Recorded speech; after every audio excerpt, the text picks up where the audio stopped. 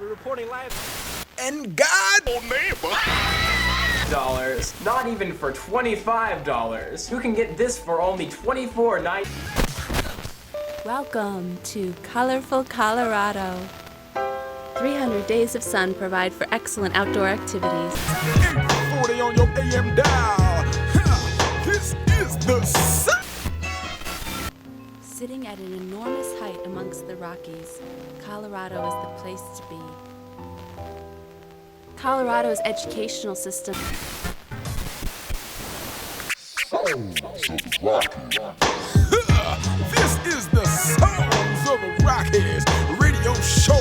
All you hip hoppers, folk doctors, spud rockers, mountain top clockers, beatboxers, graph writers, ring fighters, Nubian sisters, queen mothers, fly guys and fly girls. You are tuned in to the show that will rock your world. 840 on your AM dial. This is the SOULZ of the Rockies. Everybody get your tape decks ready to record, because this is a show that will give you more. I am your host, Minister Smooth, bringing you the illest hip-hop, the deafest, fresh, dopest, don't stop it, y'all hip-hop. Today is a special show for the radio station. We are going over the history of hip-hop in Colorado. And for those who think there's no hip-hop in Colorado, hip hop in Colorado? Man, listen, ain't no hip hop in Colorado, dog. It's just cows and white people, kid. Like, real talk. I don't think there is a strong prevalence of hip hop in Colorado. Probably like under the radar, or maybe a little bit non-existent. Like, man, people care more about skiing and snowboarding here than they care about being in ciphers. I think I may have seen some performances in Aspen while skiing. then you don't know it like a poet. And if you had words, and you shouldn't flow it, cause hip-hop exists in Colorado. We about to go into the next song right now. This one goes out to... So yo, there's mad history in Denver. All kinds of b-boying, MCs, DJs, a lot of stuff, a lot of history. You just gotta know where to find it. So if you weren't there at the time that it was happening, you probably don't know where to find it. So we're gonna go on a little journey here, and we're gonna show you all the spots and all the history that Denver really has, man. If you guys ain't really checking your history, then you need to research that shit. Look at it, look for it, and it's gonna come to you, man.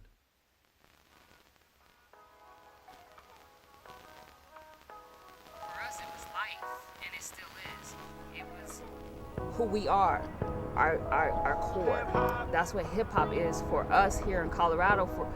That's why we're still around, you know. Because you took the drums, you took the lessons, you took the resources, you put them somewhere else, and the culture continued to say, you're gonna still have a good time.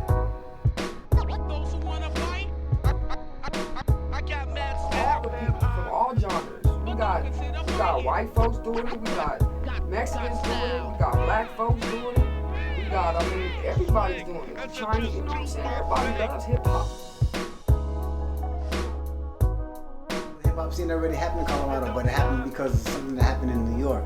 So everything is bouncing back and forth off of each other when it comes to history. History doesn't go in a straight line. And it's not history just history, it's our story. Remember, that's what part of why we started this, you know what I'm saying? Remember, this comes from the old African tradition of chanting. So this is nothing new.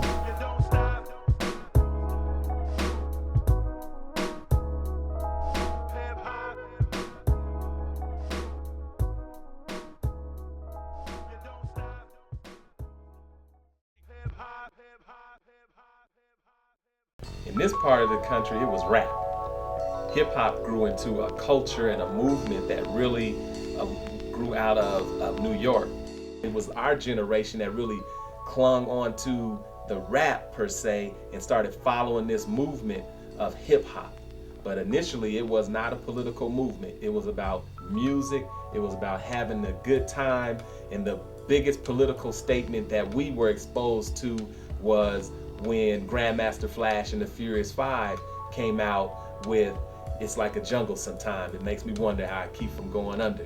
You know, the message. They was giving us a message about how it was in New York. Anybody who knows anything about Denver, Colorado knows that we ain't had no big projects. We ain't had no rats in the front room, roaches in the back, you know, junkies in the alley with a baseball bat and all that. We didn't have all of that. One of the funny things was when Harry Belafonte, those guys got off the plane, and at that time, you know, it was still Stapleton. So they come down Martin Luther King Boulevard. And as they come down Boulevard, they see all these incredible, beautiful homes and stuff. And so the first thing Harry Belafonte says, well, man, when do we get into the ghetto, man? We had front yards, we had backyards, they was manicured. We kept riding, we kept riding, we kept riding. Also, we got down to Champa. I showed the project. He says, man, y'all ain't got no ghettos, man. People were not living, you know, in the way that we heard on those records, but we still embraced it because the power of hip hop, or the power of our culture, is the ability to transmit what's happening in the environment that we are living in. The east side of Denver, downtown, I was walking down Arapahoe Street about 26th, and this guy came up and he had a boom box. That's when boom boxes was the thing, and he was playing Planet Rock. And I heard that. I heard about it. You know, my cousin and them was already DJing. I heard about it, and once I heard it, I was like, that has to be what they're talking about. I saw it full-fledged when a brother came to town who was the sound man for a brother named Curtis Blow. This brother came out of Philadelphia. Well, Disco Rat was this cat from Philly that came out in about 81, 82, and came out here to Denver. I was watching this cat, Disco Rat, go from turntable to turntable. He was licking his fingers. He was doing all this stuff, going back and forth, and he had an MC next to him who was saying, go ahead, turn it out, spin it back, move it again, make him rock, go ahead. His name was the Get Loose Moose. And he came out in a big milk truck with Disco Rat graffiti painted on the side of his truck. It was just intriguing that that was real hip hop. In the early days of hip hop, it was who had the biggest, loudest, banging sound system. So if you see this picture, this was the sound system I began rolling with. We used to call it Dante's Earthquake Shake sound system. And if you notice, everything in the front of that truck was my sound system. Everything in the back of that truck, that back trailer, was all staging and lights. And we would take these sound systems and set them up in neighborhoods, and we would just rock parties like you wouldn't believe. But the first person I saw with a truck like that, it was all red, and that was the Disco Rats. I think it was at the YMCA I first seen that guy, and he was, you know, having pyrotechnics. He was blowing up stuff. He was, oh man, he had me blown away, you know, by the style, that real East Coast hip hop style. Now there's another brother who comes from Louisiana. Oh, wait. He could mix and he could talk. He's still a DJ today. Oh, that's my boy. Al, your pal, he taught a guy that was like a mentor of mine by the name of Sweet Jerome from the east side.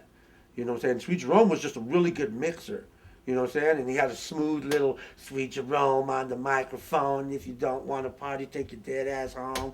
When I say rock, you say roll. When I say roll, you say rock. Rock. Roll, roll. You know, and I looked up to him, his MCing. I never had seen anyone control a crowd like Al Pal controlled a crowd. And I was like, oh, wow, that's different. That's what got me over on a whole lot of other DJs. That they didn't talk to the crowd. I'll say it first because he broke records that nobody was listening to, like White Horse, and that's the first one that come to mind. And Numbers by Kraftwerk, you know, those kind of things. People wasn't really up on it until he started mixing it in with Planet Rock and stuff that people were familiar with, and it was like, what's that, what's that? And they used to have these contests at this place called Scooters. Parker Road and Dartmouth in Aurora, Colorado.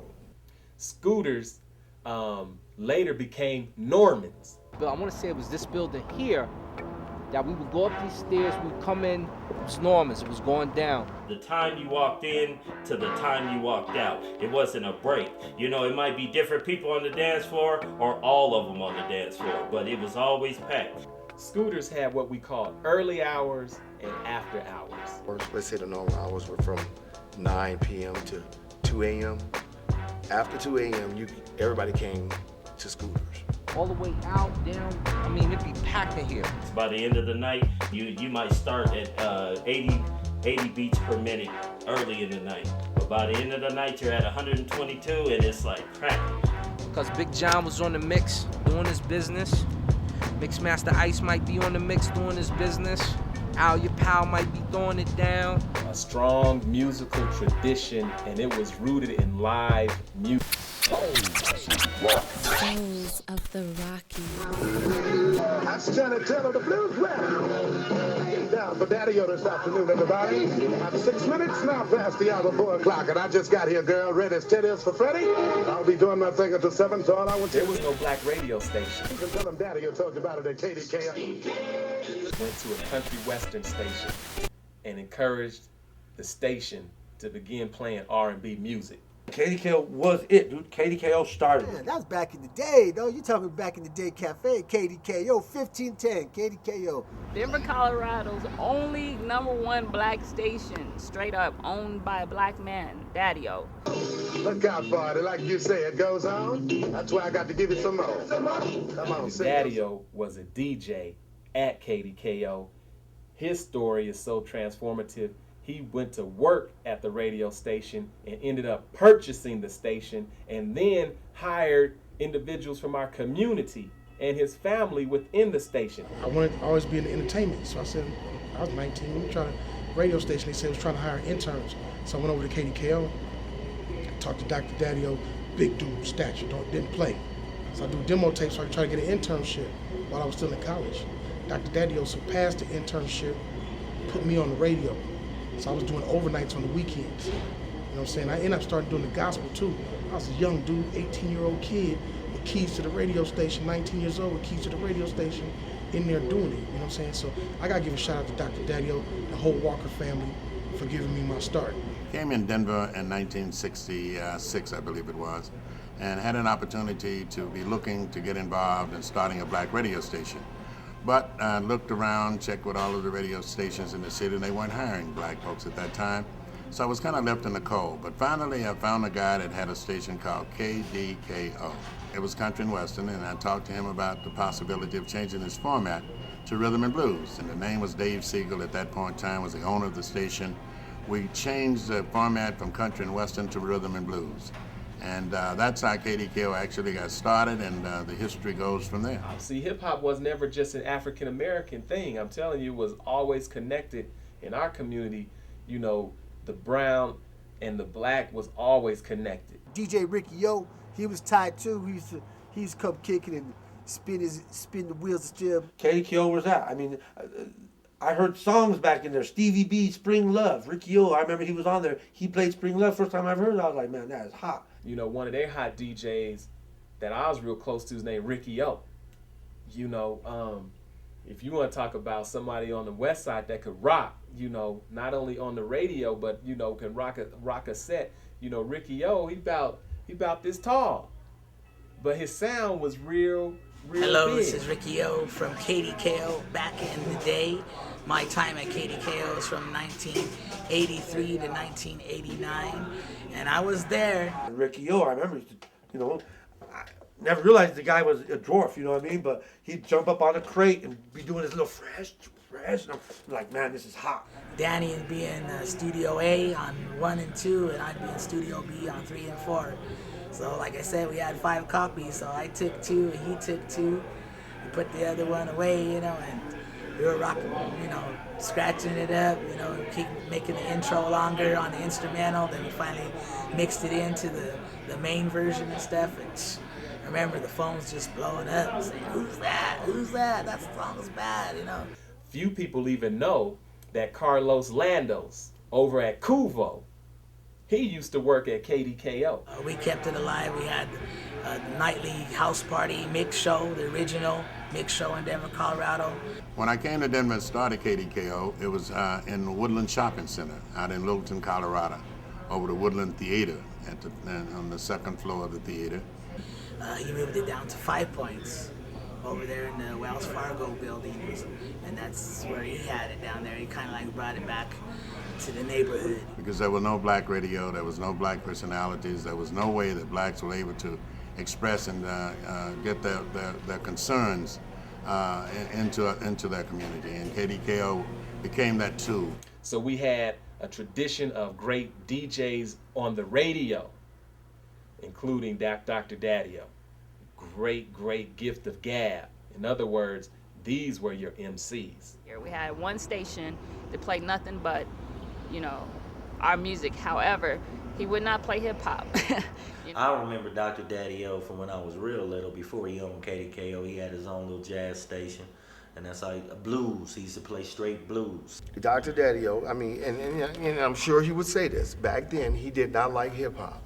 He resented it, but it's like you playing the R&B tracks of the hip hop. Remember, hip hop is just not rap music. You know what I'm saying? You playing the R&B tracks that are hip hop. You playing the, you put your stilo out as hip hop and R&B and this and that, and then you know all of a sudden you just want to cut it off. What they used to do, instead of messing with KDKO, they used to send their demos out to KG&U out here, Eclipse. But the thing about KDKO was that since it was on AM, the signal was kind of weak, and at night it would totally die out, and you couldn't get it once you came over that hill coming into Boulder. So Eclipse was basically all there was for anybody who wanted to hear R&B and funk. Dr. Daddy, we did play hip hop for a minute. Then Dr. Daddy was like, I don't want that hip hop crap on here. You know what I'm saying? That was during the golden era of hip hop. That's when hip hop was safe. You know what I'm saying? He really wouldn't want to play it to this day. But he, you know, I can't disrespect him because the man gave me my shot. You know what I'm saying? I remember I used to come in with hip hop gear on, colored jeans back in those days. Dr. Daddy said, don't wear that shit in my radio station no more. So the next time I had to come in, I came in with slacks, tie. He made me stand up in the meeting. He was like, you see this right here? He came in here with all that crap on, and now he come in looking like this. That's the way I want it. That's the way he's supposed to be. I didn't get that much of a opportunity to play or didn't play the latest part of the rap era. But I did play the James Brown, who was a godfather for so much of the music industry, such as rap music. So that meant that at that time, the Eclipse show here on KGNU 88.5 was really the only station that was playing any hip hop. Rap was actually started back in those days, but it wasn't the negative, the kind of profanity and stuff that was being used in the current, the latter parts of the rap music that KDKO and not me, any of my staff really would be interested in performing. But what he didn't know was I used to sneak and play that shit. So I started with an internship, and then from there, I got hired full time, and I was on from noon to like 4 o'clock in the afternoon, sneaking in that hip hop. When I was doing overnight, we used to have these carts that was colored, that we used to have to play this an hour or this an hour. So Dr. Daddy and them used to mess up and leave all the records. They used to come in from the record companies inside the radio station. So I used to be like, forget it. Got a brand Nubian. I throw in that brand Nubian 3 o'clock in the morning. One for all. It's all for one. He had to succumb to it because it became popular. I mean, there were times when he would say, I would never play hip hop. I remember the day exactly. He would say, I would never play hip hop. I remember when that Leaders of the New School came in. It's just another case of that old PTA. I'd be playing that shit at 4 in the morning. You know what I'm saying? 'Cause I used to work until 6 in the morning. I used to play that shit at 4 in the morning. You know what I'm saying? I used to play all hip hop. It is a very popular piece of music, a very popular form of our music. And it has to be accepted and looked upon and considered because people appreciate it and people are, you know, into it. But the rap and hip hop was not something that KDKO was really involved in dealing with. So when Dr. Daddy didn't want no hip hop, he didn't want no hip hop. But he wasn't up to hear it. You know what I'm saying? I used to play that shit. I know Dr. Daddy probably see this, probably like, that damn Big Jeff. Yeah, Dr. Daddy, I used to sneak and play hip hop on your radio. Even when you didn't play it. And after I left, he got real strict on it. He really didn't play no hip hop. You know what I'm saying? But when I was there and he said no hip hop, shit, I was playing it. But I give credit to a lot of guys out there too. You know, the Legion of Doom, Slick Rick, them dudes right there, they one main reason that I even hold a microphone, and I ain't even gonna lie to you. You know, people will try to push us up under the rug, but you can't push us up under the rug because we were the first. We were the first people like really doing hip hop here in Colorado. Mr. Magic is what he went by at KDKO. Mr. Magic. Put down them cigarettes. Put down them 40s. Hit this park.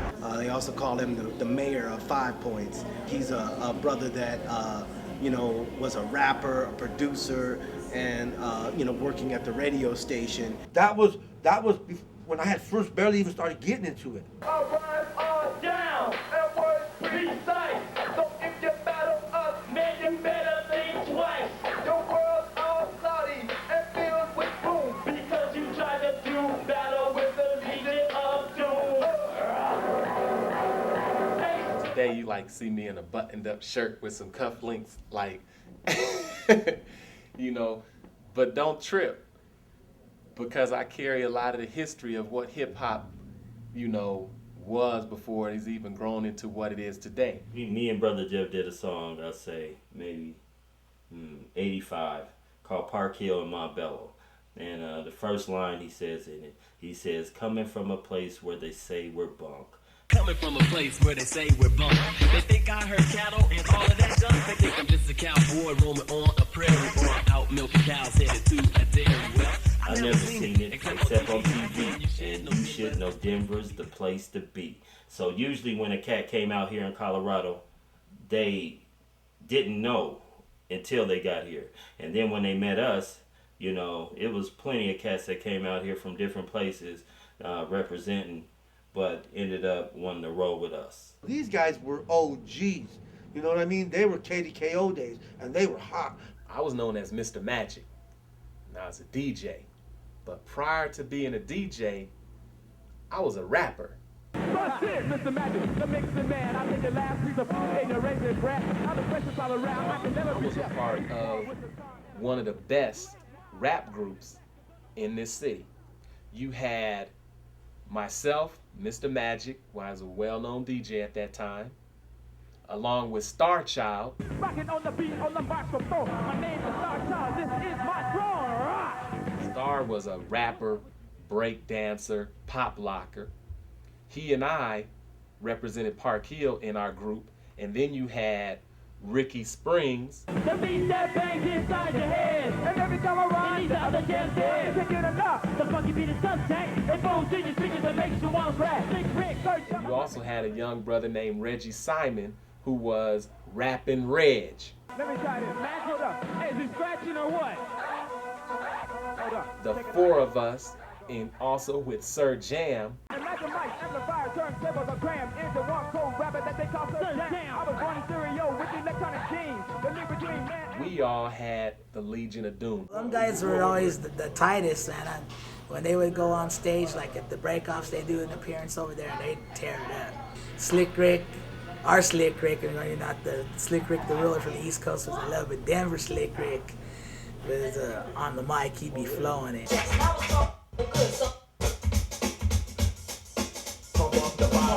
Park Hill is where I'm from, and it's time for you all to get some of this bass that I produce. It's not Tropicana, but it still got juice. Now a club called Regent is where I play. I even rock McCurry's with my man L.A. I rock scooters with Al, your pal. I'm not Mosey, but how you like me now? Do you remember the pub? The record was called Take It From the Top, and it was by Mr. Magic, Green Brothers Music, 1987. See, that's how much we was together in that, man. That dude was cold. he had vision with it too, Brother Jeff. Brother Jeff, man, was like my mentor, and still is. You know what I mean? Educating our young youth that we are kings and queens and brothers and sisters. So we were kind of like the big rap group of this area. And we would win contests. We had the big sound system. We would just take no prisoners, but there were other rap crews that were very good. Anytime we had a big competition, we could just put Rappin' Reg out because he was a very good-looking young man who would drive these ladies crazy, and he could dance. And I didn't necessarily practice, rehearse, or just, you know, whenever it came to a show, whatever came to mind, that's what I did. Back in the day, everyone in the crew popped. So everyone had the popping moves, you know what I mean? It was all straight like b-boy routines, just like everybody participating. As a group, we said, all right, we need to start changing this. We need to do, like, come out, do our whole routine as a group, and then we're gonna break it up, do singles, doubles, triples, and then at the end, we're just gonna do a whole, finale and shit, and just let them have it. We get out there, we all hit these b-boy poses like this, and my boy Dan's moonwalking, and he turns, and instead of starting to pop, he just boom, he breaks down into some footwork, and we all just started moving together, and everyone's like, whoa, you can just hear the crowd like, what was that? Robotronic Playboys, gotta say what's up to Mark, taught me a lot, popping and shit. We were 14, 15-year-olds, filing taxes and shit. We were performing with Bill Cosby. In 1983, we had a breakdance crew by the name of the B-Boys, which was shortened for Break Boys. There was a Dancers Unique, Brick Patrol, Radioactive, DC Spin Masters, DNS Connection, High Society. I was actually in High Society. And we formed a little dance crew called Captain Crunch and the Breaking Bunch. Back in the day, it was Dead Rockers. Yeah. That was like one of the first crews that I remember. Now back then, these crews represented different parts of town, south side, north side, west side, whatever.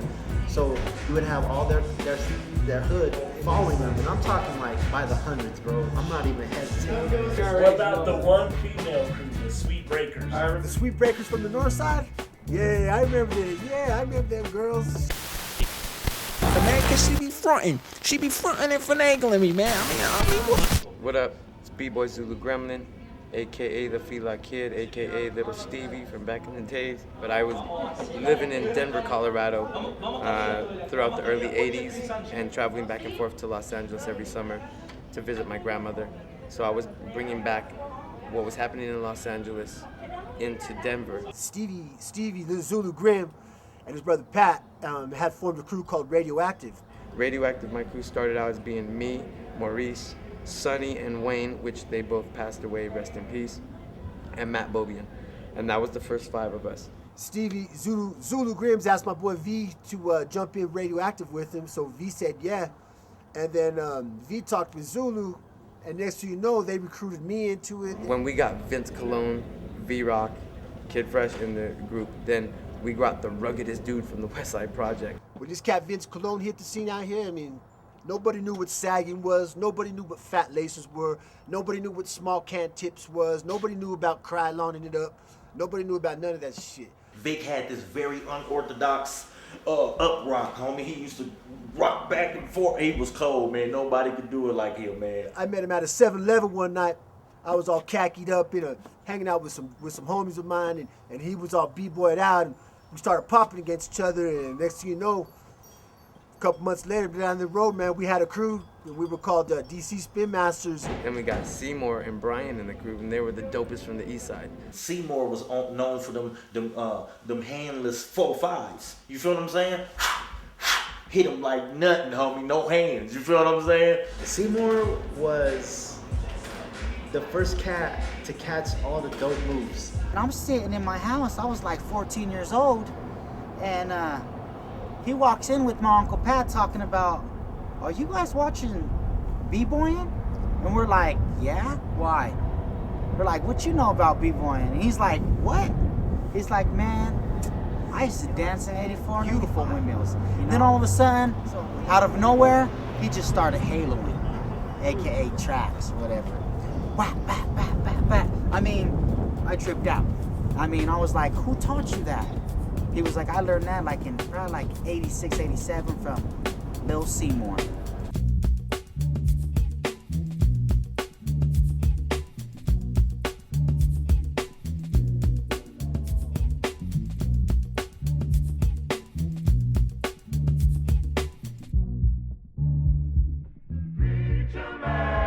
And he was one of the coldest. That fool was on TV. You know what I'm saying? On videos, that fool he was really tight because he's the one that mixed popping, breaking, and he mixed popping with breaking. And back in the days, people was either poppers or breakers. It was very segregated, but if you really wanted some breakdancing competition, you had to go and battle the smaller Chicanos who were very athletic. They were just about gymnasts, and you would get some of the most fierce competition out of the Chicanos. Stuff they're doing on America's Best Dance Crew, Dance is Unique, created back in 1982.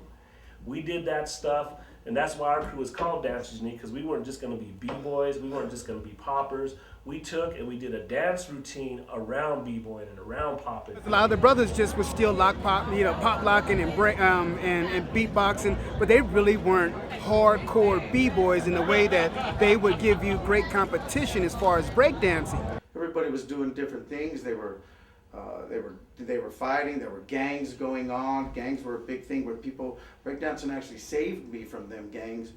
If it wouldn't have been for breakdancing, I would have ended up probably in prison or dead, considering where I was growing up and things like that. At the time, Mayor Pena had finally won the election after a real crazy period of time when a lot of people were trying to determine whether or not a person of color could actually be the mayor. Pierre Jimenez, who was running inner city youth, along with some other folks, said that, we need to sit down and come up with a plan. Inner City Youth Productions was in charge of working that, so I actually was part of that staff, and I'm the one that actually made it a magical moment for a second. They came together and said, I think what really would help if we could look at what's going on in New York and California and what are they doing. And so they went out and did their research, and they came back and they says, hey, Mr. Simmons, hey, Mr. Jimenez, Miss Judy Montero, she was part of who's now city council. He said, you know what? Breakdancing. We said, breakdancing? What's breakdancing? He says, well, it's a way whereby gangs come together and they bring their best dancers and then they do this little dance. Whoever wins, that's the way they would settle the fight rather than settle it with violence. And that's what they're doing. We're going like, oh man, that ain't gonna work, man. They said, yeah, it will work. It will work. We said, well, all right. So we went back and we sat down and we thought about it. We said, nothing else is working. Let's try it. Inner City Youth Production got the DCPA. It's probably one of the biggest events ever in the United States, ever since anything. This day is known as the hugest gathering of people for a b-boy battle in the history of hip-hop. There was people on beams, like on metal beams. I don't even know how they climbed up there. We were like, get off the beams. It was crazy. It was like a layer of like 15 to 20 stories of people on all different levels. There was nothing better than seeing our young people show adults that they don't have to be violent. Just give us something to do. That whole show, man, it brought everybody together. White, black, Hispanics, Asian, whatever was there in Colorado that loved hip hop was there that day. And I'll never forget that day. That was great. Keeps you out of trouble. I love that. Because you get more attention, and I just love attention. Before we know it, that thing said, if you build it, they will come. Man, we built this stage. We got the people to come. All these young people coming from all over the city to see this incredible competition. It was kind of like our own mini Million Man March. And that's when the Rocksteady crew came to Denver.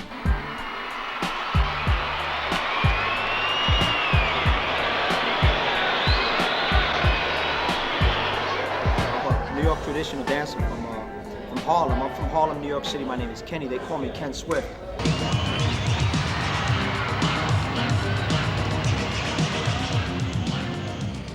Rocksteady was doing like the press junket for Beat Street. Beat Street had just premiered. They're starting to travel. We brought them in town. Through that film, they produced a tour, a small tour of it. And one of the places we ended up was Denver. Rocksteady group came in, they were just the icing on the cake. They validated us, so people who may know stuff nationally, by the fact that they was there, they know that they gave us the wire. We were disciples of Rocksteady, whether they knew it or not. Everything they were doing, we were trying to stay right behind them because we knew that they were moving, and they were years before us, so we were trying to keep up with them, or even catch up to them, I should say. We were B-boys and B-girls. We had me, Crazy Legs, Buck 4, Kuriaki Doze, and Baby Love. There was 6 of us. They came into town. They came in. They were treated like celebrities, complete celebrities. When you watch their work, instantly you're reinventing yourself. Man, because you start, this is what I could do better. I could do this better. You start instantly putting yourself in class when you're in their presence, man, because they're masters at what they do. We were all bugging out. We were like, boom, but we were hyped, you know, because initially, man, from back in the days, it's always about that crowd and that response, man. And, you know, when we ripped it and we were killing it, they were giving us the love back, and it was the best. That's what b-boying to me has always been about, giving that energy out and getting it back really quick burst of energy, trading energy. And what it did, it told us as adults, that if we're going to create stuff for young people, it's not going to work unless their voice is at the table. If they're not at the table, then we're making stuff up and it's going to fail. And everything that I know that was successful during my commission of 8 years, without the youth voice there, in fact, without the youth voice, we would never have done anything successful. And I think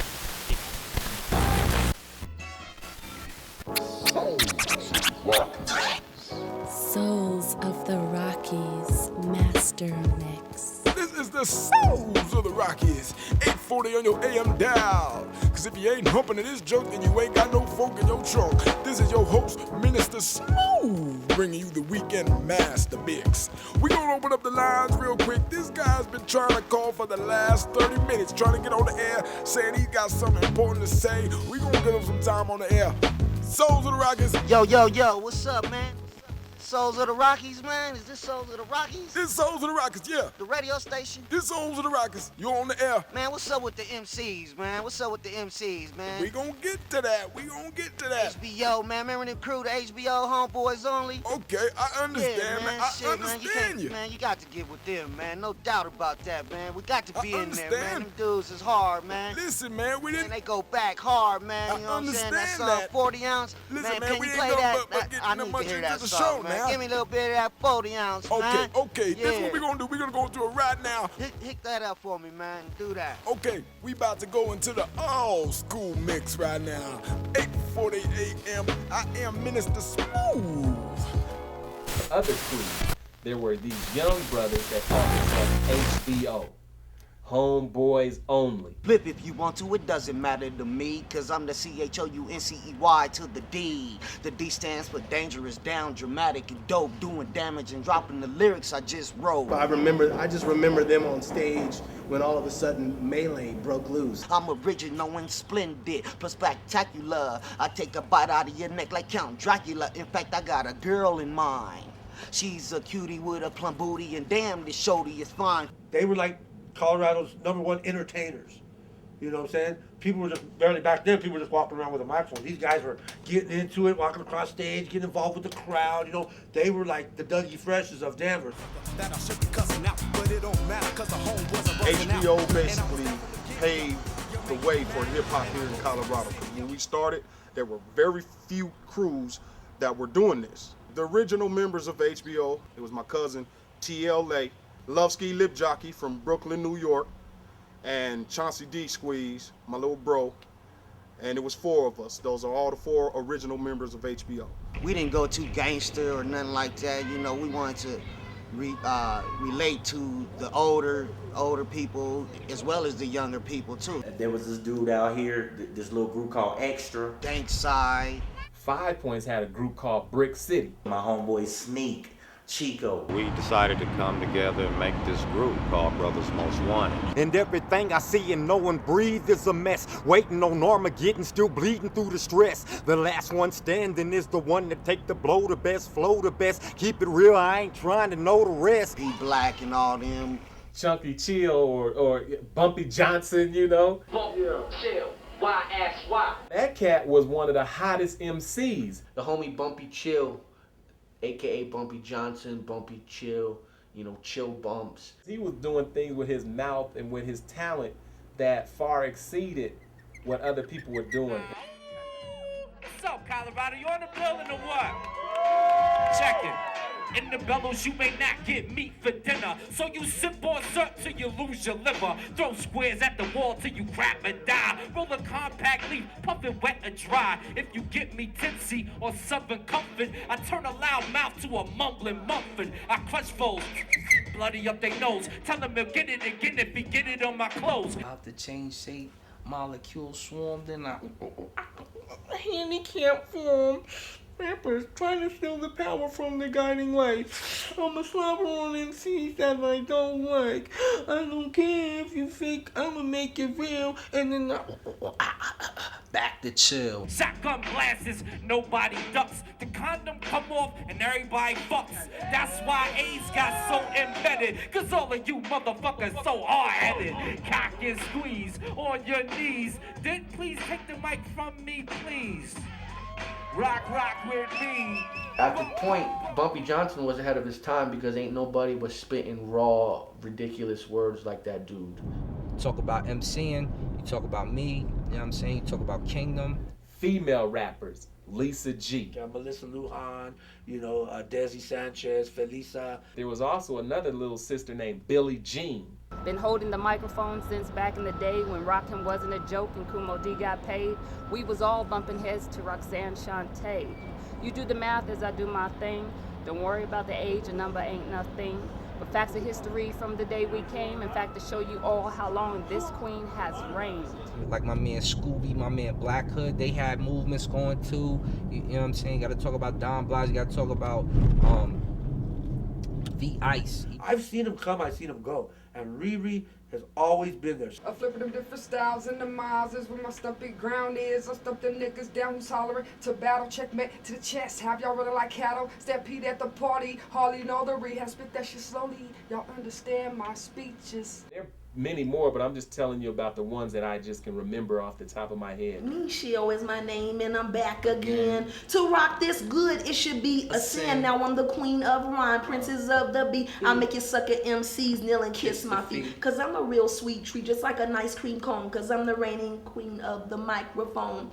Flyer than fly and fresher than fresh. Michelle the Belle can't be nothing less. I'm the fresh female rapper, the #1 choice. Hypnotizing fellas with my sexy voice. I hypnotize the fellas when I start to dance. And all the little boys want to get in my pants. They can't, they won't. I will not let them. As soon as they leave, I will forget them. You talk about Jason, Zabu, Allison. Steve Rowland done went to, you know, platinum status with Whoop There It Is. Tag team back again. Check it to record, let's begin. Tag team took it to a new level with we used to call it booty music out here, but the booty sound, the upbeat tempo sound. He was one of the cats. He grew up in the east side of Denver, went to Manual High School, you know, him and Cecil. I miss Black America. The Ground Zero movement. A lot of cats in Denver and Colorado, they were trying to be West Coast. They were trying to be East Coast. They were trying to be backpackers.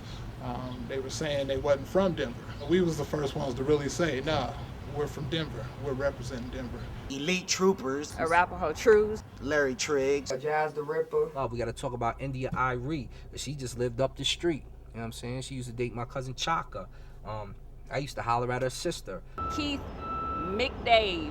Apostle. Philiticious. Got to talk about Sandman. Gummy. Deuce Mob. Y'all cannot sleep on Scratch G and Cutting Crew. These are the people who helped build and pioneer Colorado hip hop. The one who really holds down hip hop to me in this culture that I really can identify with. They're vast and they're many, but you had Apostle. Identify origin, set up quarantine. Isolate everyone spreading the disease. Back to the lab, develop vaccine. High doses of intelligence, build immunity. From his reputation that he has, and from my, little experience talking with him, he seems like a real educator, real teacher in the community. He's representing this conscious piece of hip hop that's saying, hip hop is spelled H-O-P with capitals. To be hip is to be wise, cognizant, aware of latest fashions or styles, or in other words, intelligent. The word hop is to jump, bounce, skip, leap, or in other words, form of movement. That's the power of someone like, Apostle. I moved back to Colorado from Sacramento, California in '93, in the summer of '93. And I met a cat named Mike D. Chill, this tall, like 6'3" white dude. Said he was down with the Cutting Crew. I didn't hear of any rap crews or whatever. I asked Mike D. Chill who the tightest crews were in Denver, and he said undoubtedly Cutting Crew. That's who's the tight crew. I said take me over there one day, and I went over to the studio and I met Scratch G, Gary Martinez. I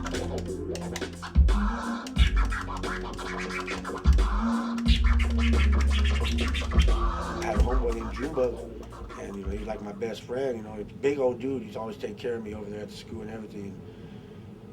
My cousin, you know, I'd go do parties with him, and you know, one day he was like, you know, you guys should start a crew, you know, and you and your cousin's son, you should be called the Cousins Crew because we were cousins. So he goes, you guys should be the Cousins Crew, and I was like, nah. You know, we thought about it, and I think we was flirting around with that for a while. And then my cousin's son, he was Cutmaster C, so I was like, why don't we just be the Cutting Crew? I had worked for a label in Sacramento, California called Black Market Records. Things didn't work out. He came back to Denver with a lot of connections and a lot of knowledge of the business. You know what I mean? He came down with a lot of knowledge. So he saw me making these beats with this little record label. I learned a lot about running a record label, a barcode, a logo, you know, and a publishing company with BMI or ASCAP. I learned all of that stuff, but when I met the guys at the Cutting Crew, they had never really heard of any of those things. He taught me like 50% of the stuff I know, and then just me standing it after. And then months later, we formed a label, and we put out the Cutting Crew record, Bedroom Boom. We had a lot of scratches, and it was old school, you know. Most people were just making beats, but they didn't have the scratches in it, you know what I mean? There was a DJ that I used to hang out with, which was interesting, and his name was Big John. I love Denver. I love Montbello. I love where I'm from because it made me who I am. Big John Platt. He was one of the biggest DJs out here. He did the tightest parties out here. He used to have people like Mixmaster Ice from UTFO, Salt and Pepper. He was the first one to kind of reach outside of, you know, our little microcosm. I was really the first people who started bringing people in to host parties with me, you know what I'm saying? And then people caught on to it, and you know, and I mean, I did a party with Mixmaster Ice, with Joski Love, with Spinderella, with like, you know, just people who was really out there doing it. I would fly them in, and we do these parties, and that was it. With Big John, you had the concerts and you had the economic value. Like, Big John is AZ and Jay-Z's publisher. You understand what I'm saying? Trust me, when I tell you he got money, he got money. Jay-Z, Usher, Kanye West, Ludacris, Beyonce, Young Jeezy, Drake, just signed Drake last year, Mary, Puffy, Jimmy Jam, Terry Lewis. First records like that I used to get was with Big John. Big John used to order them from a place called Downstairs Records or Upstairs Records, one of them. I remember I ran up my mama's phone bill trying to get free records from companies. It hit the phone bill, thinking it was just gonna go away, and the phone got cut off. And it was all over from there. You know, we had all the classics, you know what I'm saying, from any DJ in New York had it, we had it. This guy named JC would tell me all the hot records in New York. I would order them, he would send them to me UPS, and I would play those records, and you literally couldn't find those records anywhere else. The same way I opened up shows for Doc McClain, and I opened up shows for Alia Powell, Jam X used to open up shows for Big John. First stop we're gonna make, I'm gonna show you how we got started in here. You coming this way? Okay. First stop we're gonna make is right here, because this is where we dug in the trash can and found a turntable. This is where it all went down, right here. We dug in this particular trash can behind me. We'll get out and check it. We have partners live here. Jam live right there where they got the direct TV signal. Okay, we're gonna go in there a little bit and show y'all where it first popped off. And this trash can is historic for me. It's not shit to a lot of people, but this is probably that same trash can right here. You understand me? Same trash can. We hopped in this trash can, pulled out a little kid's record player, hooked it together till it worked. Once it worked, we went to work. We showed cats what hip hop is all about, you know what I'm saying? And this is how the legendary DJ Jam X was born. Jam X.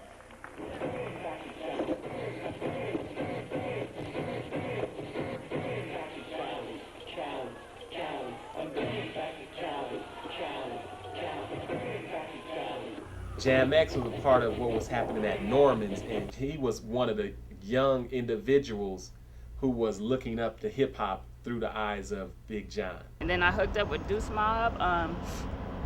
That's basically where I really started doing stuff to music, was with Deuce Mob. Deuce Mob was created by us, and we were the first crew out of Denver, Colorado to put out an actual record. When we were growing up, there wasn't a Black Arts Festival. The biggest place where everyone in our community met was in 5 Points during Juneteenth. Juneteenth used to happen here on this block here. Historically, it was one of the biggest Juneteenth celebrations in the country. Actually originated from the state of Texas, because Texas was the last state to find out about blacks being free from slavery. As far as in Denver goes, this is what it is, a big block party. I started the Juneteenth 30-some years ago, right around the corner at the old Minute spot on 20, in the mouth of 27th, where the real 5 Points are. They take all 4 of these blocks, and start over there where the KDKO building was. That 5 Points, Welton, that was the spot, you know what I'm saying? That's where it all went down. That's where the culture is. Back in the Gap, Juneteenth used to be a whole week. It used to be from the 13th to the 19th. We had it 5 days so we could bring in a circus, and so that people would take this as their vacation. But it was people that knew what Juneteenth meant and know what freedom meant. And that's a Texas holiday, and I'm from Texas, and that's how it happened to be here. But now it's all over the country. Our stages would have scaffolding, like painter scaffolding, where we would build these high-rise stages and DJ from like 15 feet off the ground. They give you 4 minutes. They give everybody a 4-minute routine. So you put your name on that list, you know what I'm saying, and then they gonna call you up. You go out there and get down and show your stuff. Everybody in Denver, if you black, they know you don't even have to see a flyer. Come Father's Day weekend, everybody just instinctively heads to 5 Points. The local hip hop cats would be like their only venue, because historically in the 80s and 90s, it was really hard for hip hop to, be able to get on a stage in a club downtown. The only thing that stopped Juneteenth was, again, when the gang violence began to be pronounced. The gangs came in and messed the venues up. It was mostly gangs back then, a lot of gangs. Every little neighborhood had a gang. You had the Warlords, you had the VUC. Eastside Diamonds, 38 Specials. The Eastside Paw Patrollers. Southside Jigs. The Emos, the Fellas. With the LaPam Boys. Then you had the Player 5. The Southside Stills. I remember in our neighborhood, that was Joe Kellum and them. We called them Kill 'em Kellum. They was the BOYZ. Brick City Crip. The first Crip hood out here was the Brick Cities, man. The Northside 44th Street. 32nd. Moses, the Mayfields. GOLs, the Trips. They basically fought, you know what I'm saying? It was a fight and you can go home at the end of the night, maybe with your eyes swollen or something, but it wasn't like, what started happening, like 89, 90, through 93. I guess in 93, I guess it got real bad. Then the young cats started coming up with the Crips and the Bloods, the NSNs, and the West Side Incas. I don't know where the gangs came from, to tell you the truth. The Crips and the Bloods, when they would get in trouble in California, the judge would give them 2 choices: go to the military or leave town. Well, we're the closest town, other than Vegas. Some stayed in Vegas, but next to Vegas, we're the next biggest town, Denver. And just like any other scene in any other major city, the hip hop scene and the gang scene, often intertwined. This part of the wall right here, cuz that's my set. That's what I'm representing right here. 187357. It's Trey Fawcett, Centown Crip. It's a set in Pomona, California. What's up here? That my homeboy Trigger from the 30s. He from Rolling 30, Harlem Crip. He put that up there. His name, Blood Killer. What's down below here? That's 30s. 30s. Rolling 30. Yeah. Honestly, most of the people that came to my recording studio and wanted to hook up with my label, they were ex-gang members. Them fools to be all through there. I'm talking about mamas, daddies, You know what I'm saying? I'm talking about third and fourth generations, baby. They out there with their kids. Their mama's banging. Their kids is banging. One day we was walking down the street. Where? In front of my grandma's house and everything. They just drove up. What's up, Smuzz? And what's up, girl? Just Crenshaw Mafia. We started walking back down the block and they blasted on us and we Blast ran. on you? They shot at you? Yeah. How old are you, son? 12. How old are you? 11. You're 11. You've been shot at in Denver. Yeah. We were doing Lowrider magazine shows, and then, well, can we get on the stage? Listen to your music. They don't want to hear that stuff, you know what I mean? You're banging on wax, straight up, and there's no room for it, you know what I mean? There's not. It's broken up to where people got cliques and crews, and they making their music to represent what you got Park Hill music, you got East Side music, you got Aurora music. They just all support their own things, and if they got a big crowd, that's all they need. What they don't realize is if you got 1,000 fans and I got 1,000 fans, and we work together, then you just got 2,000 fans and I just got 2,000 fans. They don't think about it like that. You know, if there's a unity, and if we can get this guy's 500 fans and this guy's 500 fans, just think of our fan base, how huge it is if we all just work together. But if we hate, it ain't gonna happen. And that's why nobody makes it. So they only having hood parties. They only having hood concerts. They not expanding their wings and having a big, anybody and everybody come because they know the venue gonna get tore up. Used to be love and shit, you know what I mean? And, this makes a brother angry. I don't even want to go there. When that trouble came, club owners used to come to me and say, I can't have you play the hip hop tonight because trouble would happen. I was able to be a part of a lot of the transformation of where it was just about the lyrics, about the message, about what was going on in America, and some dudes was just rhyming to be rhyming, but it was all had so much passion in it. And then I saw it shift. Hip hop was still predominantly conquered by the East Coast, but then when NWA came about and that West Coast gangster style came about, it brought to the game a lot of street gang mentality. That's how we feel. We die, it's like we go kill one of them. I remember there's a club called the Beehive in Park Hill. There's another, they would play these records there and it would just get out of hand. So the club owners basically handcuffed me and told me, and I kind of understood them.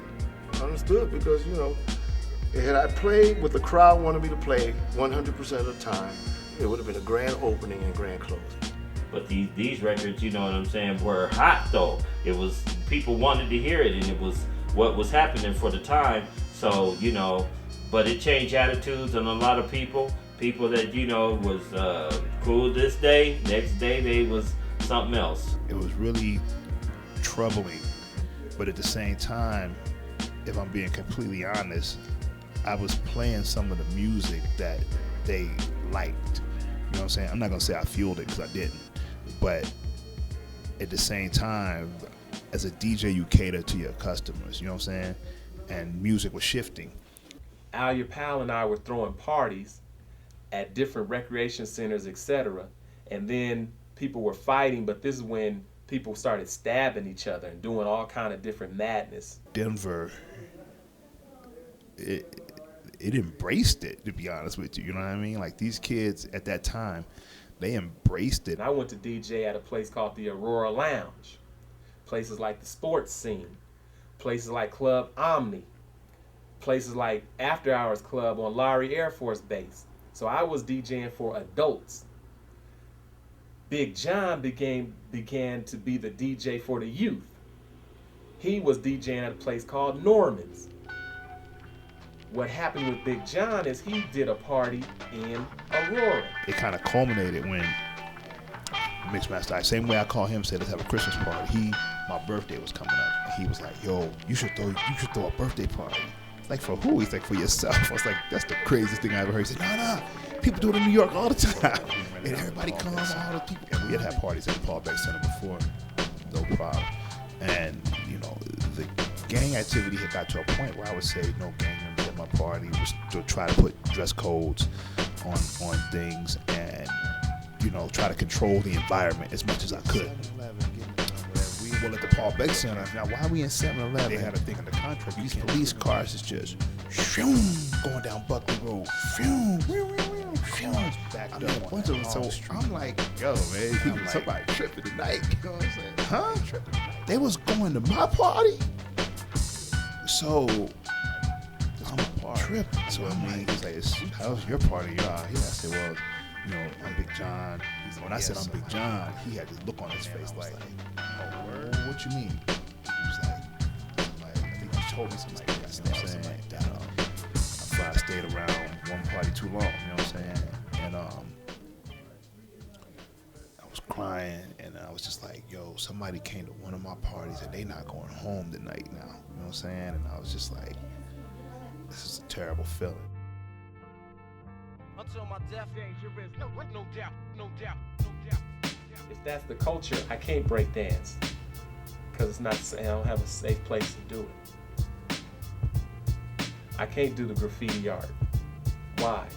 Because if I get caught, I got mandatory sentencing that's gonna criminalize everything that I do, because now I'm a commodity and I'm the resource that generates a prison industrial complex.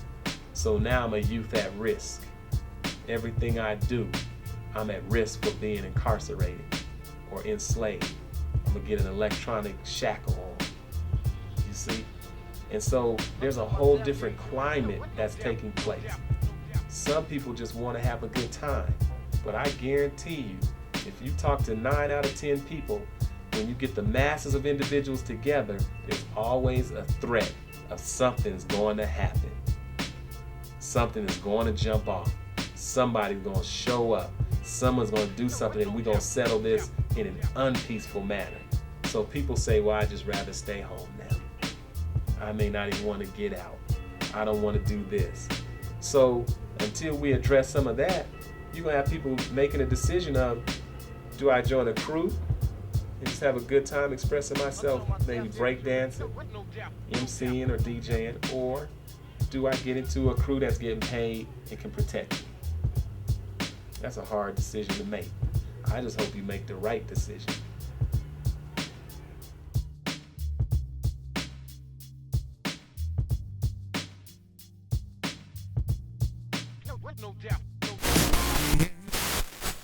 The B-boy scene really died down in Denver. I left off to the military, Operation Desert Shield, and all that kind of good stuff.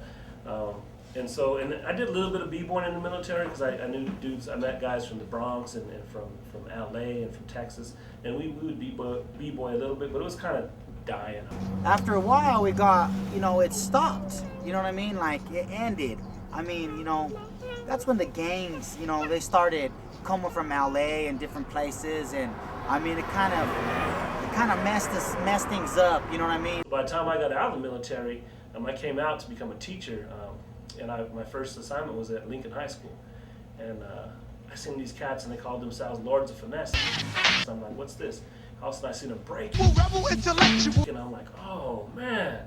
I was like, I thought b-boying was dead. I thought when we were done, it was done. It came back, you know what I mean? And it came back probably like, I want to say like 92. I just want to thank, I want to take this opportunity to thank a crew, you know what I'm saying, and people, you know what I mean. And that crew is LOF. You got Quickstep, you got DJ Chones, you got Fiends. That was the first that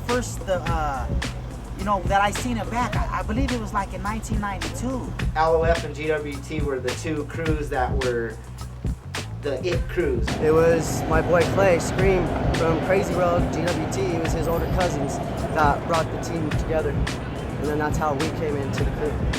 And them guys right there, their name is Scream, Ark, you know what I'm saying? One of the guys that made GWT, Moses. Northsiders, dog.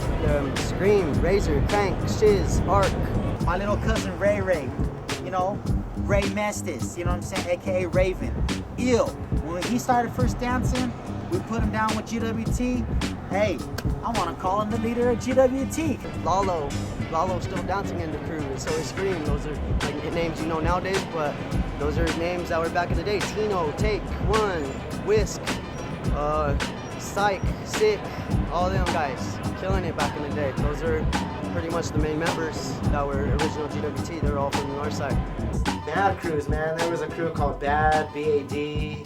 There was a N crew. There was a Crazy crew.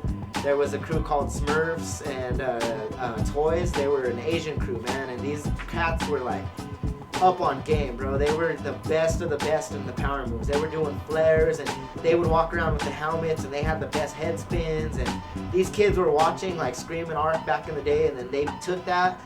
The next thing you know, there's like 30 Asians dancing, you know what I mean? And shoulder to shoulder, people touching each other with no hatred, just love. But then when the circle opened, it was like Iran and Iraq. You know what I'm saying? It was just battle versus battle. There wasn't only one circle, It was like 150 circles. Spaces like that would not exist. The only time a space like that would exist is if you were freshly opening up a new circle. That's the only time a space like that would exist. There was no space to have a booth for your clothing. There's barely space to put a little water fountain. That's how jams used to be. Everybody used to wreck. Oh, we went to the summits in California. We met people from Denver. One of them, which was one of the guys that was a big impact, was Fiends.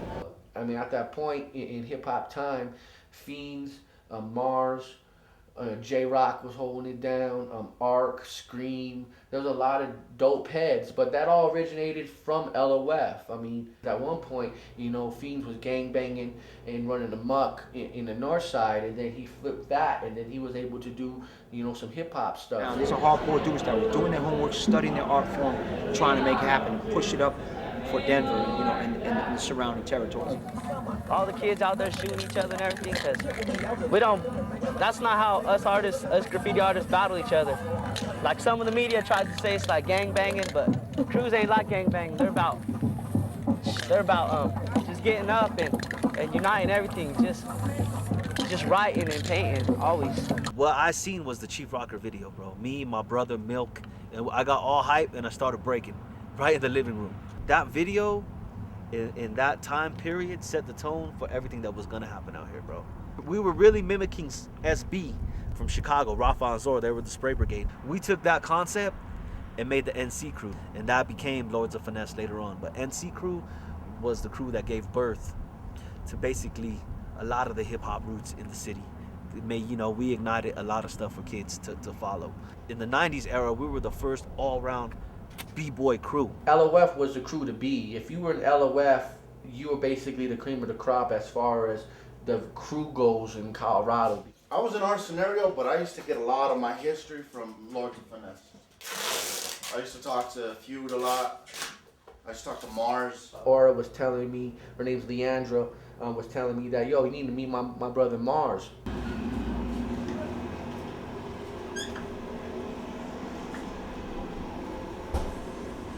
Me and boys, we would get together and draw because we went to the same school. Because of the movies and shit, your people thought, oh, of course, let's do it all. Let's b-boy, let's DJ, let's rap, let's do graffiti. Every side of Denver had like a crew. There was crews that were being born, like RTD. You had Syndicate, you had FC, you had DF. There was a guy named Zone. Syndicate crew, X-Men. There was a guy, The Kid. Facade from RTD. Omni and SKC and Ahmed and Crow and Flux. Rasta, Love, Too Quick. He wrote Too Quick back then. Later he wrote Took. Those guys were from Sin. I started my own crew, SWS. We had one of the first female writers on our crew too, and she wrote Wessa. The guys from X-Men was like Phase 3, Investige, RJ. There were crews out there that were b-boys as well, like Master Bomber was one of them. The crew that was doing that stuff was called DNS Connection. And DNS Connection, they were pretty much a b-boy crew, all I know of. They were like legendary around my neighborhood, like characters, all these cartoon characters, Mickey Mouse, the Orko from the He-Man. I don't know if you know who that dude is. It's a little wizard that floats around. But yeah, that was early 80s. So every tag that we saw, we were like, okay. And so we started getting our rep up, and we formed a crew, DSK, which stood for Dope Style Kings. There was a new kid with new crews like MHK and FOK.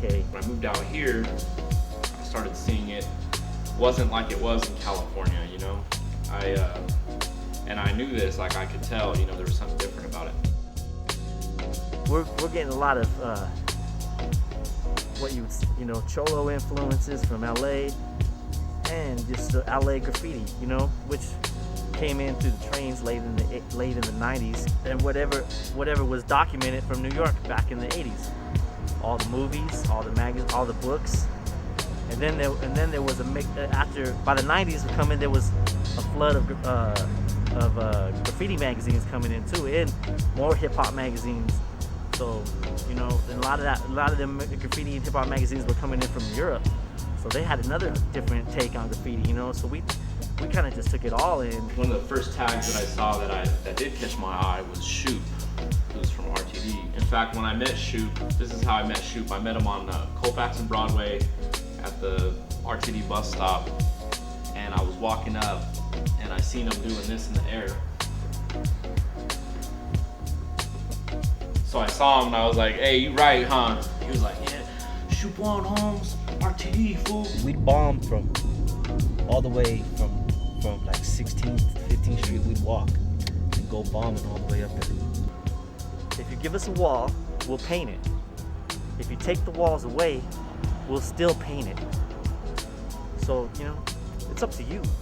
It's up to the people how they want to see graffiti in their life. They're gonna see it no matter what. It's been around since cave days, Roman days, every day.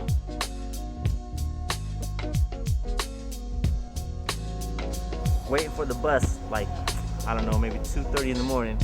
I'm sitting there, and these two kids are looking at this book, and it's a picture book full of like graffiti from LA. And the guy who has it is this guy who writes ink, and the guy who's looking at it is this guy who writes Mac.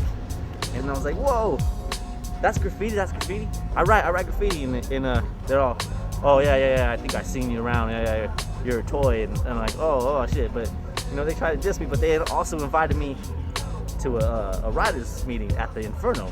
So this is the Inferno. This was like the graffiti spot for all of Denver. Each floor was like a graffiti gallery that had shit in every single floor. And you could climb up the ladders and get to the top of the building and climb up to the top and overlook the whole city. In the elevator shaft, there's still like tags all up in there. It was mad dangerous. People could fall through the holes in the floor. Went up there to the top of this thing, and there was so many riders I couldn't believe it. Not like overflowing, but I mean like 30 dudes that were serious about riding, and there were like 15 of them were painting, you know? You know what the Inferno is now though? $1 million lofts. Yeah. It's crazy. This place is crazy. Bums died in there, people OD'd on drugs, all that stuff's in there. We used to terrorize that place. We used to piss in there. Yeah. Yep. The reason, that's like Rasta and them, dude, this was like their home. Those Syndicate ran everything really back in the day. Syndicate and Zoom, all those guys, dude. CBA, Skid Rock, The Kid. Those dudes were like the main graffiti riders. We were the young guys coming up. There was so many local crews back then, so it was like you would just battle on walls. We were just starting to come out, you know, FOK Sin, painting all the time, painting legal walls, painting under bridges, whatever. And we were having problems, man. This guy Boyce just kept going over us. Like every time we painted, he would go over us. Those guys, I guess apparently wasn't able to finish their piece because they got raided. I really liked what I painted, and I'm not even sure if I finished or not. I might not even finished.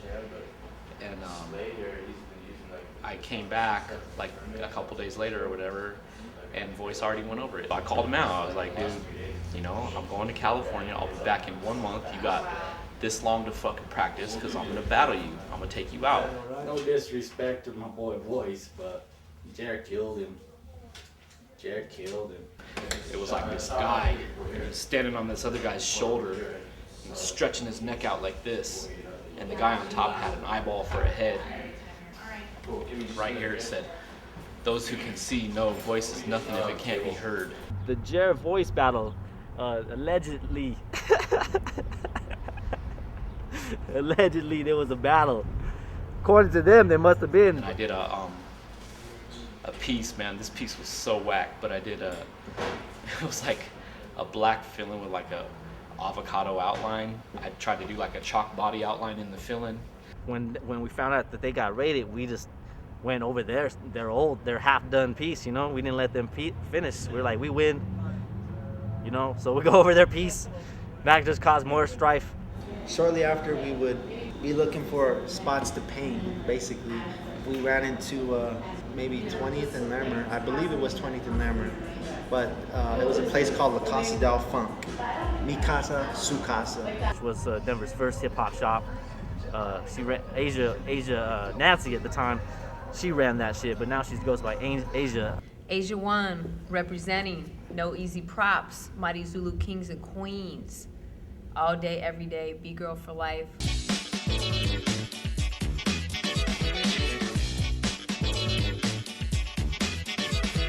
I got my start a little bit later. When I graduated high school, I had an accident that night, the last day of high school. Broke my leg, and I broke it really bad. It took about almost a year to heal, and I couldn't go to college. I was supposed to go to University of San Francisco and go to college over there. So I ended up staying in Denver, going to Metro State, and decided to open up a hip-hop shop. And it was just really a bunch of bars and stuff, pawn shops. This Marquise Theater right here was a pawn shop back in the day.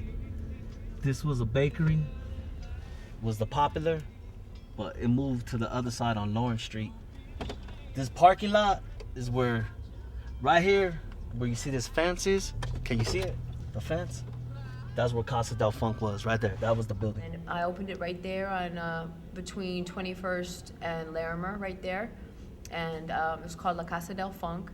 And it was great. It was, man, I think it really helped really create a real scene out there.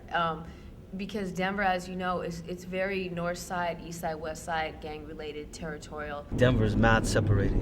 Sides of towns, north side, west siders, east siders, south siders. Nobody really hung out in areas of town that you didn't live in.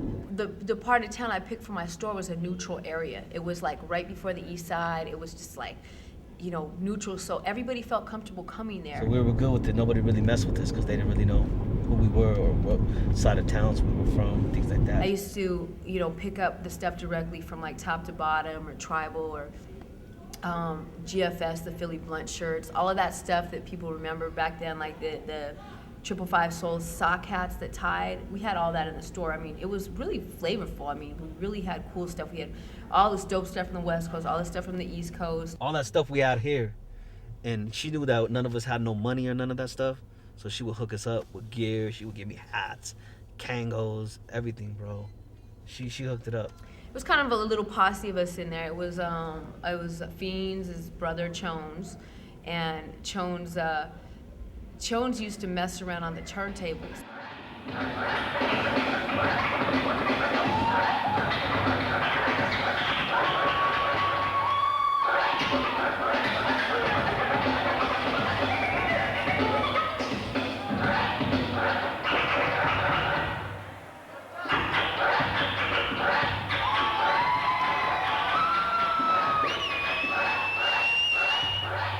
Yeah, man, it's your man DJ Chones, Radio Bums, Lords of Finesse, KS 107.5, Violator All-Star DJs. You're in the lab, you know, sending kids back to the lab for more practice. You don't got this record, it's okay. I do. Just want to let you know why I'm OG, like Ice-T. Alright? We had a DJ contest back then, and DJ Chones won our DJ contest, so he became a part of the show. He literally taught himself. I mean, there was nobody in there to teach him. I didn't know how to DJ. Nobody knew. He really did teach himself off of what we had. I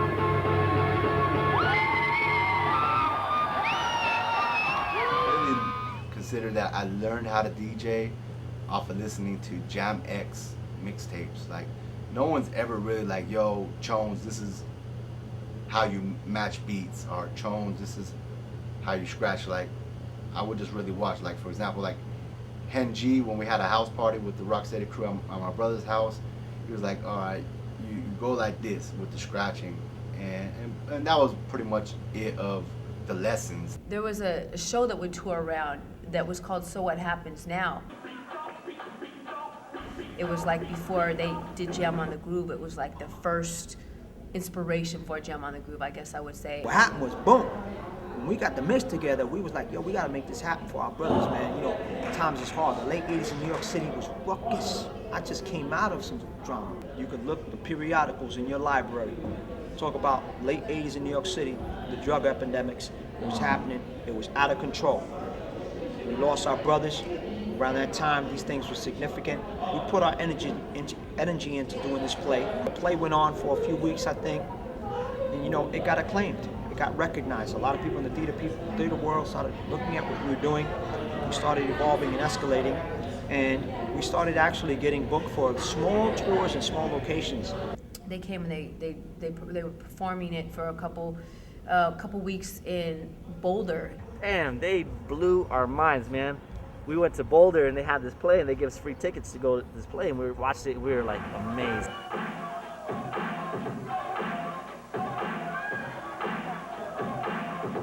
It was, the whole place was packed with just rich white people, pretty much, watching this. And I'm like, why do they get to see this? And we, you know, we didn't know, if we didn't like stumble onto it, we would never have seen it. Somebody, you know, was doing their homework. Margaret Selby was working with us in New York, and there were people just kind of trying to get us in the right direction, and we ended up coming out here. Fellas, DJ Scribbles, Quick Step, Mr. Flow Master. Quick Step, a member of Full Circle that was part of the production, he decided to stay in Denver. You have Z, which was Wiggles' girlfriend at the time. Now that's his wife, so you got Wiggles, you got Masami, you got Doc. All of us are in here in this picture. I'm right there. And two things to me changed my life. One, when I went to China, culturally, it definitely changed my life and seeing how the world is different. And then going to Colorado. I remember just looking at these mountains right off of Boulder. Like, I remember riding a bike around these neighborhoods. I saw a deer like walking through people's backyards. It was amazing. Coming from the hood, you know, you don't see things like that. All kinds of stuff down there. You know, you got crystals hanging off of like trees and shit. You got people who like, you know, playing drums, who normally you don't see playing drums, and even if they can't play, they're still playing them. He decided to stay in Denver for a while, and him staying in Denver was really pivotal because he started teaching people, and he kind of helped create a crew called Lords of Finesse. That day I met Wiggles, Fable, Kenny, Crazy Legs, Gremlin, the Soul Messiah, bunch of dudes, man. They was all here. And then a week later, after we went to the show and all that stuff, we came back here, and Milk again called me to come back here. And that's when I met Quick inside this gym. He's like, show me what you got, little brother. So I went all crazy, did what I had. He's like, yeah, you got some fire. I'm gonna teach you. These individuals took a stance. They decided to take a stance, and that's what hip hop was all about, taking a stance. And they took a stance, and I wanted to help them build even stronger legs. He pulled me to the side and he just schooled me about like how serious this dance was, but he said some key words with that. He wasn't like, yo, say no to drugs, don't drink. He was like, what is New York accent? He was like, yo, better than this. You have a lot more potential than this, man. You don't need to do this. And if you're gonna be a part of this, you can't do any of that stuff. You gotta give it up. That's like KRS going up to an MC and being like, yo, I'm gonna put you on right now, but you gotta get rid of the blunts and the 40s and get your life straight, period. MCs will be like, okay, hand me the mic. Well, in this case, it's all right, roll the linoleum out, let's do it. I ended up staying in Colorado for a while, man, and I stayed with Fiends. I had Bodega on the corner and the whole nine, so it was like staying in the hood. That's the bodega that Quick was talking about. It's the Sunnyside store. We used to go there, get Kool-Aid, pancake mix. We get it all there, man. That was our spot, bro. And we went everywhere. We went to all the clubs and burned all the floors in all the clubs in Denver, Colorado, in Aurora, all the community centers. And by the time I left, Lords of Finesse was up and running. So, you know, I think me and Fiends did a lot in laying the foundation for that. And there were guys who were along with that journey, man. You know, you had people like Mars and Milk, you had Africa Sam, you had Jones, and then from there, a lot of the next generation came after that. Hip hop is comprised of all elements of humanity at this point. You can't find somebody who's not doing it. Colorado has a strong hip hop background. You just gotta find it. People look at Colorado and they think we're some cowboys, but nah, man, we're some decoys, and we're ready to search and destroy those decoys. You know what I'm saying? You didn't make it up. You know, there's a lot of people that put in a lot of miles on their Adidas and on their boot suedes and on their backpacks, you know, before you even realized what you wanted to do. Learn, you know, where it came from, learn why we sample, learn why there's the 808 involved in the drums and the way the progression of the hip hop has come. Hip hop, like anything else, is the end result of the shoulders we stand on. A lot of people put forth blood, sweat, tears, and energy so that we could shine and so that we could stand tall. The hip hop is a big tree, and a big root is connected to Colorado. Still popping down there, so pay homage to the city and know where it comes from. Go down there and see what's really popping. We're not whack. You know what I'm saying? Every city has artists. You know, every state has people that live for the music, that are the music, that put it out there. Even here in Colorado, we got some hip hop jumping off here. To be in goddamn Denver as an artist, because at times, I'm just gonna say this for real. At times, y'all motherfuckers don't support the greatness that you see around you. And I'm talking about cats like the Fresh Breath Committee. I'm talking about cats like DNT. You motherfuckers need to support Colorado independent hip hop before that shit passes you by. And the world takes notice before you motherfuckers take notice. Souls of the Rockies. Dedication lines are open. Just like she said, we're gonna open up the dedication lines. Anybody who wants to call now. First caller. Yeah, this is Souls of the Rockies. It's Souls of the Rockies. Man, I'm calling in. I just want to send out a shout out to everybody that's keeping it real in hip hop. I'm talking about real hip hop. Those who understand the traditions, the history, the legacies. I want to send a shout out to all the individuals who are checking out Souls of the Rockies. And if you're not listening to Souls of the Rockies, you must be a rockhead for real. Peace. Next caller. Giving shots out to all my people, all my real Denver people that's really doing it in the streets, doing it for real, not that faking and crying and whining and groaning and moaning. You know what I'm saying? The ones that's really hustling, trying to get something done for their community, for their self, for their people, for their family, and for God. This is Souls of the Rockies. Next caller. Yeah, what's up? This is Pony Scars, giving a mad shout out to Zulu Grins, V-Rock, the whole Radioactive Squad, Sons, Seymours, Dunes. Yeah, baby, DC Spin Masters, rest in peace, Robert Escobedo, Mariano, keep it live, Chico, keep it hot, baby, you heard? Next caller. Souls of the Rockies? You on the air. This is Souls of the Rockies. Hey, this is Al, your pal. Hey, I'd like to give a shout out to all the people of Denver, all the people of Colorado, all the past DJs, Big John, Jeff Green, Big Mike, Zed, Mixmaster Mike, Rest in Soul, DJ Kamani, all the other DJs out there. Y'all know I want to say y'all names. I just can't remember them because I'm 50 and over. And let me tell you, when you become 50 and over, you start forgetting stuff, y'all. Let me tell you, all right? So don't play. If I didn't say your name, just know I wanted to say your name, all right? Next caller, you on the air. What up, Souls of the Rockies? What's poppin', man? Can I give a big up to my peoples out there? Say something, you on the air. Come on, this is Souls of the Rockies. Get down. I want to give a big up to my brother Fiends, Lords of Finesse, all the radio bums out there, everyone doing their thing worldwide, representing Colorado to the fullest. Okay, next caller. Yes, in the place to be, DENT, Souls of the Rockies, loving my people in my Colorado community. Definitely check out how we put down. Coming from a place where they say we're bum. They think I heard cattle and all of that junk. They think I'm just a cowboy roaming on a prairie, or I'm out milking cows headed to a dairy. Well, I never seen seen it, except on TV. Again, you should know Denver's the place to be. And there's one more thing that I think you should know. That I've never been seen until at a spot show. Hold on, let me put it so you understand. My name is Mr. Magic, I'm the mixing man. I got more muscles than rice in Japan. Rock turntables don't need no man. Take it chill while I heal and the people not. No stuff, I'm tough and I'm ready to rock. Pick love back again, a cold chilly fella. Running the town and raising my fella. Kicking it fresh and we'll kick it like this. If this is the rap you don't want to miss. Suckers on my tip, I don't know why. Cartel can flex, don't even try.